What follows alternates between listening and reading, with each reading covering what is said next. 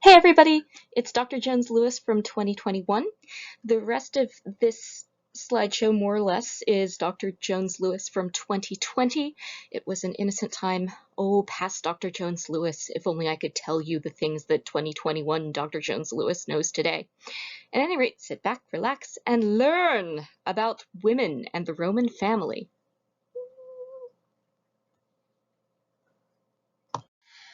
Today we're going to talk about, well, Roman women and family life. This isn't just about women, and it's not necessarily just about binaries, but Roman culture does have a very strong gender binary, and where you are sorted in that gender sorting mechanism is going to have a real impact on the way you experience Romanness, your access to power, and your access to different kinds of power, because not all power is obvious power. Social power is power, economic power is power.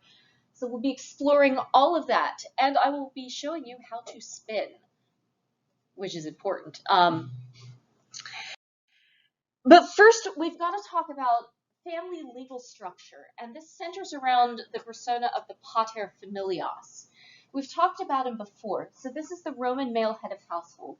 And if you're wondering where the art comes from, for this lecture, I've used Fayum portraits. So these were wooden boards with portraits painted over the bodies of mummified Romans in Roman Egypt.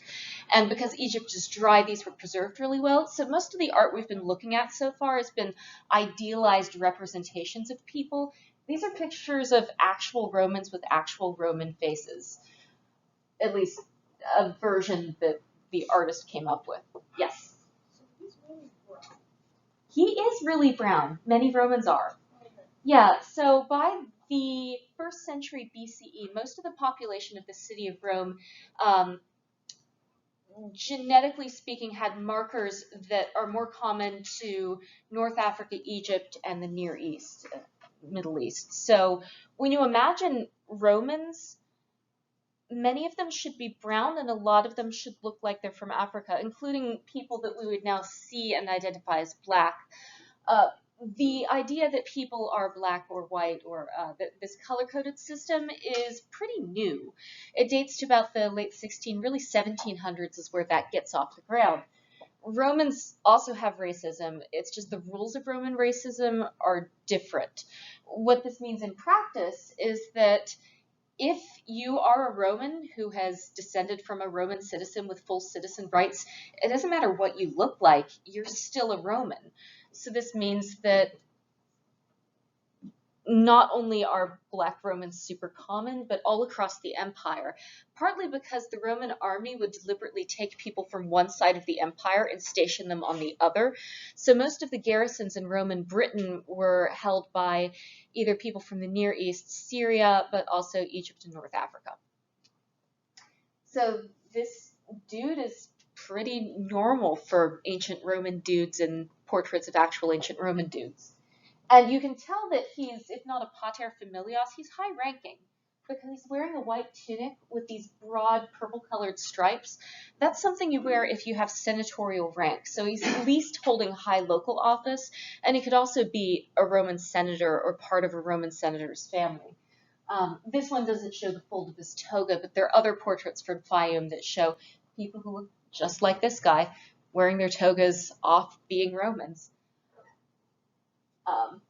So about pater potestas, this is the constitutional power that you get when you're pater familias, when you're the oldest male head of household for the branch of your family. Patria potestas is a lot like imperium is for political offices. Remind me again, guys, imperium is what? Power of life or death, yeah.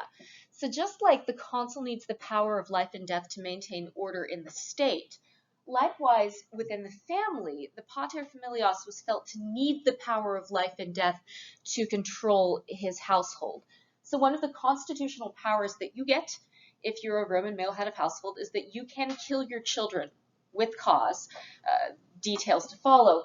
But this also means that it was your consent that allowed a marriage to proceed. So consent is important in Roman marital relationships, but the consent we're asking for isn't necessarily the consent of the parties, although that does become more important as time goes on, but rather the consent of one father and another father. And the higher up you get in the power structure, the more seriously this power is taken to make or break alliances. And it's not just the beginning of marriages that they can arrange, but also the end of marriage. So, at least technically, your father can order you to divorce your spouse if he and your spouse's father no longer get along, or there's been a rift, or somebody has been put onto a prescription list. They can also disown their children. If they don't want to actually kill their children, they can write them out of the will, they can disavow relationship, and this means that the child is now cut off from inheriting wealth, but also from the legal and social support of being inside a familia. Also, at the beginning of a child's life, the paterfamilias had the right to choose whether to keep the child and raise it or to expose the child. By expose, we're not necessarily talking about death, but there is probably death. Exposure was the practice of taking newborn children within a few days of birth and leaving them in a public place, abandoned for anyone else to pick out if they wanted to grab a free human. This is one pathway into slavery. One of the reasons why you might do this is that your child is disabled, you don't think they're going to survive, and for a lot of disabled people, this is what their life was. But also keep in mind, this is a medical culture that doesn't have a lot of measures for preserving early fragile life in sick babies. So for Romans, they may have seen this as a kindness measure. And here I'm very careful to say, for Romans, I myself, being someone with a chronic illness, am not in favor of exposing children. I like being alive. I think I have value. But in the ancient world, circumstances are different. It's a different culture. They do other things. You can also sell your children into slavery, although interestingly, they had a rule where if you do it 3 times, you can't take your kid back. So one of the ways you can get legally emancipated as a minor, and for Roman men, that's 25 and under, you're a minor, was if your father sells you 3 times. Apparently it came to that a lot. Oh, Roman law is fun.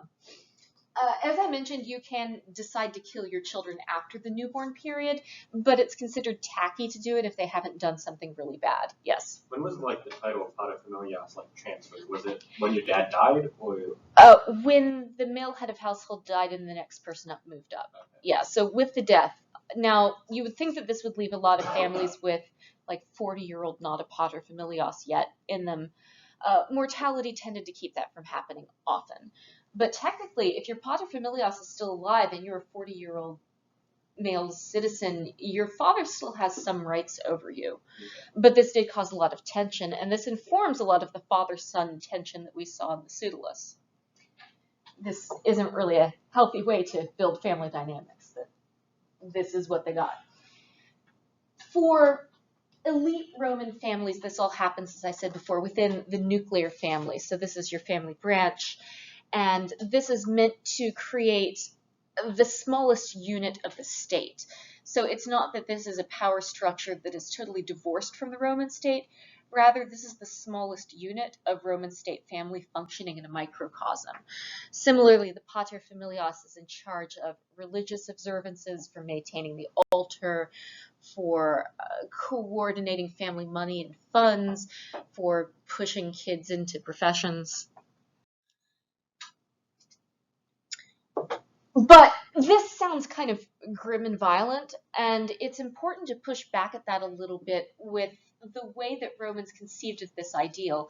Romans aren't trying to build a dystopic hellscape for their society. Yeah, their ideal was that a father is loving and involved.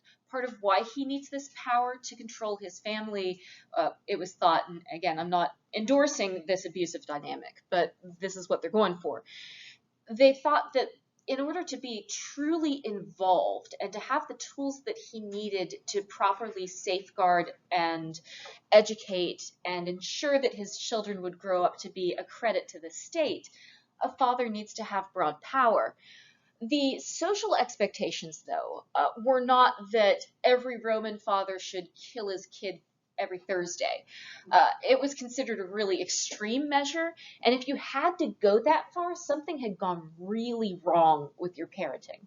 So even though there is a legal right to do this thing, there is a strong social stigma about doing it. And we can see that stigma operating in some of the stories you read from Livy.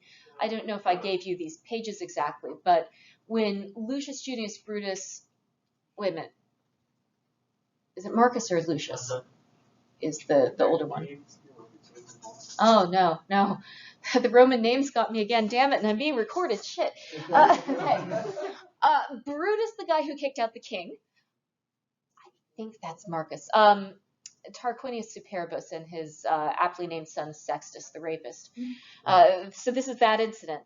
After the kings were kicked out, Brutus's own sons joined the side of the king, and they fought to restore the monarch. So Brutus cited the safety of the state over his own personal feelings and killed his own sons as a political statement about how committed he was to the res publica. Other kill your kids stories are similarly geared towards making a political argument for why you have to do it. So it's not meant to be your first option to control awkward family dynamics. Rather, it's meant to be the last line of defense the paterfamilias has against an unworthy citizen coming to power out of that family. So it's a lot about family reputation and shame. But for the most part, Roman fathers were expected to be affectionate. They were expected to be very close to their children. This idea that a father leaves a household and a mother stays home with the kids is a lot more modern than you might think. In the Roman Empire, that's not what they're thinking of. Yes, Roman men have a more public-facing persona in that they have to be involved in voting for things and running for office and advocating in the courts, but they're also expected to be a regular presence in their children's lives, and it wouldn't have been considered shameful if you had to put off a business matter to go be with your sick kid.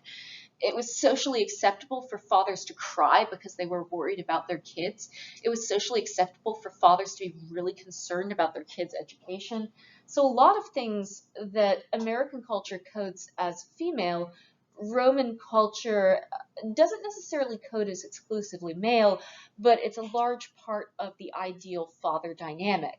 And if you fall short of this, if you aren't involved, if you aren't concerned, if your kid is betraying the state and you haven't killed him yet, that was considered to be a form of negligence.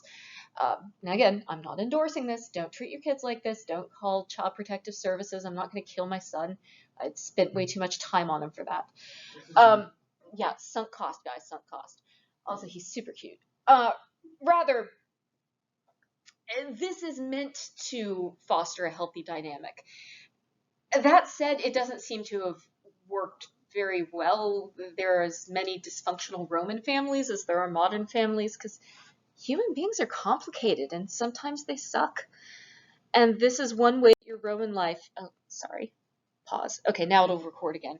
This is one way that your Roman life can suck a lot, is if your paterfamilias is abusive, or if he is losing his capacity to make rational decisions. So say that your paterfamilias has dementia or senility or a mental illness. This was enough of a problem that there do eventually exist Roman laws to deal with removing such a paterfamilias from their ability to have this kind of power over their family. But it takes a while, and Romans felt it was so important that a paterfamilias retain powers that they often protected those powers against the general interest of both the family and the state. Not that our culture would know anything about that. So for Roman women then within the system, the ideal for upper class women particularly is that the degree to which you are acting in a way that's seen as respectable is the degree to which you are reliant upon and cooperating, collaborating with the male authority in your household. This doesn't necessarily mean you're paterfamilias, but that's the go-to. If you're a woman whose paterfamilias dies and there isn't another guy there, the court would appoint you a legal guardian. There's some exceptions to that. We'll be moving ahead with that in a bit. With your marriage, in the very oldest form of marriage, you would have, now there's a slide about this. I'm going to hold on to that for a minute. Why I'm showing you this image now is that this is a pretty typical scene. We see it on Roman funerary architecture and items all the time. This is a moment in the wedding ceremony where the bride and groom's hands are joined together by the officiant. You see this woman standing between the two of them? She's the pronuba. Roman weddings were officiated by Roman women. And this joining of the hands was the legal moment at which this marriage becomes official and binding. This was seen as a gesture between equals. One thing that might surprise you is that Romans shook hands, just like we shake hands. That's older than you might think. And you can be forgiven for having this impression because, of course, Hollywood Romans are always like grabbing each other elbows and like being all like super manly about it. That's some silliness. I won't hesitate to, no, I'm just not going to go into my theories about why that. But Romans shook hands. We shake hands because Romans shook hands, except now you shouldn't shake hands because pandemic. Don't spread the plague, is my point. Unless you're getting married, then you're going to get your spouse's plague anyway. That's how we didn't have class on Monday. Spouse didn't. Yes? Is the child on about Cupid or kids? Regularly, one of your attendants would be a little kid who's just old enough to toddle, but not old enough to wear all of his clothes at a wedding. Regularly, when kids were still actively being potty trained, they just not put clothes on them and let them puddle until they were able to control themselves to keep down on the laundry. Honestly, relatable. If my floor were more cleanable, I'd think about it myself. So let's see, we're going to talk more about this when we get to weddings proper. But another thing you'll see, although the woman's head is lowered, they're the same height. This is a convention in ancient art meant to show power dynamics. And although this isn't, I don't want you to come away thinking this is an equal partnership, but Roman marriage is a little more equal than you might think it is. In some forms, women retain their autonomy. They do mostly retain their original family affiliations, and they do keep their own property. More about that later. But also, this was imagined at its best to be a partnership between your two families, yes, but also between the couple. The couple was expected to cooperate together in whatever their family's work was. For upper class women, this means you help your husband's political career. You make connections, you hobnob with people's wives, you work all of these backdoor social angles into other households. But also, when your husband is out of town, you're expected to answer his mail, to greet his guests. We also have some women in the late Republic who start civil wars when their husband is out being governor, apparently under their husband's orders, which is nifty, sort of. Civil war isn't nifty, though. So about Roman women. For elite women, the gold standard to which you were aspiring was motherhood and marriage. Not in that order, however. The order I've got it on the slide is the approved of order. So marriage first, then kids. Much like today, some people mix it up. But you were supposed to remain faithful to your husband as your only sexual partner, asterisk.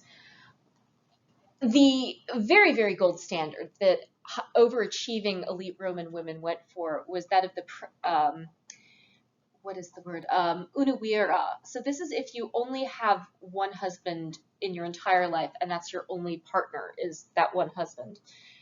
There isn't an equivalent term for men. and that gives you an idea of the sexism here. Um, this isn't to say that men didn't follow this example. We have examples of Roman men who marry a wife, she dies, they're heartbroken, they never marry again, and that's that. So people today, just as in the ancient world, they still have all the feelings and urges that humans do. It's just social rules that change a bit. Elite women's first job was to be a mother to the future generation of elite citizens. This was used as an argument to advocate for women's education, and by the time we get to the 1st century BCE, citizen women of elite status are literate. Many of them are highly literate. Many of them become patrons of the arts. They also hire tutors, supervise education when their husband's out of town, or just supervise education to start with. A lot of women also learn from their fathers at home. So part of how this system perpetuates is that the pater familias is expected to educate all of his kids, right? This isn't just your male offspring. You're responsible for the behavior of your female offspring too. And part of what you have to make sure you do for Roman women more and more as we get into the first 2 centuries is you have to make sure that she can read and write and correspond and navigate social spaces. You also need someone who will keep the family honor intact. So honor for Romans is a slippery word. It's a slippery word for us too. The first thing they want you to do as a woman maintaining honor is to make sure that nobody questions that your husband's kids are your husband's kids. There's no ancient paternity test, and anxiety runs really high in this culture. So a lot of your behavior is aimed at making sure that nobody can accuse you of adultery. As Roman women begin to go more into public spaces and become more active in artistic circles, there's a lot of pushback from Romans who feel that their reputations are at stake because ballet is bad for your morals, or, oh, you're hanging out with artists, are you boning them? That kind of thing. This ends up causing a lot of social damage to Roman women in the century, but also a lot of Roman women start saying, you know what, fuck it. I'm going to go out and exercise some power here. Well done on them. This is always a moving target, this honor thing, but in its purest form, the Lucretia standard applies. So yes, it's about sexual fidelity, but not just sex. It's also about your active and enthusiastic participation in the group project that is a Roman family. That means that you keep the household running, that you keep the budget balanced, that you make sure that you can afford the food that you're eating, that the people that you enslave are being enslaved at the appropriate levels. Some of the direct discipline comes in there too. You're also responsible for your children in much the same way that your husband is. And then you're also responsible for the production of goods that can be used in trade to help the family budget. This isn't a stay-home model in which staying home means being economically unengaged. In fact, it doesn't mean that either. Domestic labor is still labor. Raising kids is work. Very valuable work that's highly unpaid because of sexism. For Romans, though, there wasn't yet this idea that work lives somewhere other than your house. Most Roman urban houses had a workshop in the front and the family quarters in the back, and women are expected to be part of that. For elite women, this takes the form of working in wool. I'll show you what that looks like in a minute because this happens to be one of my dorky hobbies. Enjoy. And I'm going to make sure we get to it. Gosh, how much time do we have? 45 minutes. 45 minutes. Okay. Make sure you stop me like 15 minutes before because I really want to show you how to do this. Right. More about that wool work in a minute. Oh, this is also another Fayum portrait. So here she's wearing skin lightening makeup. This is the beauty standard for Roman women. Instead of using skin color to show national origin, they'd use skin color to show gender. So women are regularly painted looking super, super pale, and men, it's more socially acceptable for them to be properly brown. But this is a place where low melanin counts are pretty rare. They get kind of weirdly fetishized sometimes too. What are we doing? Yes, so patria potestas. This means that even once you're married, you're still answerable to your father, unless you have a certain kind of marriage where your title, as it were, transfers to your husband. But for most Roman women, this meant your father is still really important in your life. But this doesn't just mean restrictions. Women were also co-heirs with their male siblings. You were expected to split inheritances. And there's a good deal of gender parity in the transfer of goods from citizen men to citizen women in will culture. This meant that a wife could and frequently was more socially connected, more economically powerful than her spouse. And there are a few cases of that where this causes artistic choices that are interesting. I don't think I have that picture here. Yes, the sphere in which women had full authority, not quite patria potestas authority, but lots, was within the household. The Roman word for that was domos. We get domesticity from this, domestic. This, for them, didn't necessarily mean a space separate from the workspace, as I said before. This meant that you were responsible for the day-to-day raising of your kids. For young children especially, the buck stopped with you. You get to decide how they're fed, who looks after them, who's going to be their earliest tutors, who they're going to hang out with, who their friends are. Similarly, you have authority over what people in your household are wearing, what they're eating, who's in, maybe not so much who's invited over for dinner, but what those dinners look like, how they pan out. And this is not an inconsiderable contribution to the running of the household, because again, the household is part of the state here. This involved a lot of practical skills too. For non-elite women, you'd be doing this yourself. For elite women, you would be enslaving people to make them do it for you, with some exceptions. Weaving, we'll talk about textiles in a minute, cooking, cleaning, raising the children, kind of your usual suspects. But the context makes all the difference here. This Fayum portrait, by the way, is one of my favorites. I love her dress. And she's also one of these women who's going by the wear all your jewelry at once philosophy. I'm a fan. I like sparkles. So, about Roman women's names. Oh, yes. Were there any cases where there was like multiple spouses and like there was no? Yes. So the simplest part of your question, so for the recorder on the side here, he's asking if there are instances of people with multiple spouses, I'm assuming at the same time? Yeah. Officially, you're not supposed to do that. Unofficially, yes. We know of several cases because of tombstone inscriptions in which three-person family partnerships existed. Also, same-sex domestic pairings existed. And sometimes these same-sex and poly couples would use the language of marriage to talk about themselves, while they wouldn't be given the kind of marital protections that you get in Roman citizen rights, because that wasn't recognized as a legally significant relationship.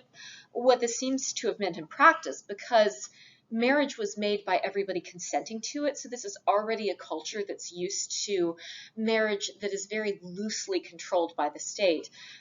Depending on how open your community was, that could be a thing that people accept, and it's just how you are. At some point, I have the inscription in my head, but I can't remember the name of this. The partnership I'm thinking of, it's in a funerary inscription from the city of Rome. I think it's the city of Rome, where there are two men and a woman, and they're in a combined household. And the woman dies, and then the two men break up after that point. But they stay together long enough to write her epitaph, where like there's a lot of oddly specific commentary about her nice body. But then it goes on to say, like, look, all three live together in domestic bliss. They're all married to each other. We're a threesome. Aren't we awesome? But she's dead, and that sucks. So yes, polyness is an option for Roman family structure, and we do have actual evidence we can point to that it happened. For same-sex partnerships, there's one really high-profile example. The Emperor Nero married a man named Sporus. However, this is not an example of a healthy relationship because the man he married had been enslaved, and then he ordered him to be castrated before the wedding, which is not how you should treat your spouse. Like, non-consensual castration is a very unhealthy family dynamic, and should you find yourself in the middle of one, you should please seek shelter, save yourself. That's not okay. However, this was a wedding that was performed publicly acknowledged. We know about it because a lot of people were very scandalized by it, so it wasn't socially acceptable, but it is an example of a same-sex marriage that did happen high profile in public in ancient Rome. It's not romantic though. Don't bring up Sporus at your wedding. I don't know if Hadrian and Antinous is any less toxic. Maybe a little bit. I don't know. The power differential is just creepy. All right, so Roman women's names work a little bit like Roman men's names.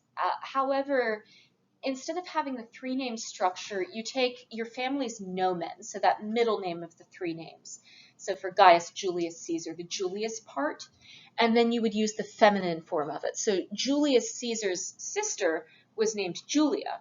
Julius Caesar's daughter was named Julia. Julius Caesar's niece, also Julia, like lots and lots of Julii. So as bad as it is for Roman dude names, Roman women names are even more difficult to disambiguate.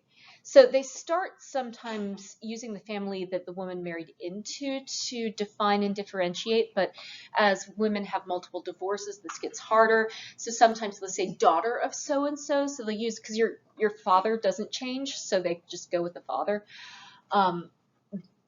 That can be sometimes more or less helpful depending on how many men have her father's name. So for Julius Caesar's family, Julia is his daughter's name.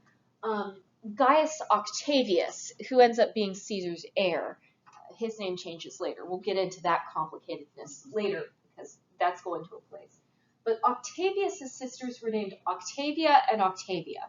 Octavia the older one and Octavia the younger one. So they literally called these women Octavia Minor and Octavia Major. Major is like major, it means bigger. Minor means smaller. What if you have three Octavias? Then you start the numbering. You have like Octavia Prima, Octavia Tertia, Octavia Quinta. This can go on for a while. But eventually Roman women get super fed up with this. So they start accumulating extra names too. This becomes an emerging trend in freed women's names. Because remember, your free name is your name that you'd have if you were the child of your former enslaver, now your patron. So if, say, Gaius Octavius enslaved someone named Scintilla, which is a common woman's name from antiquity. It means sparkly. It's kind of like naming your kid Crystal. So if your name as a slave was Scintilla, then as a freed woman you call yourself Octavia Scintilla. And that's some of how we spot freed people, even if it's not marked on their tombstone, is the name looks kind of like an elite Roman name next to a name that seems a little bit less elite. Let's see. We did that with Aemilia Tertia, Aemilia Palla.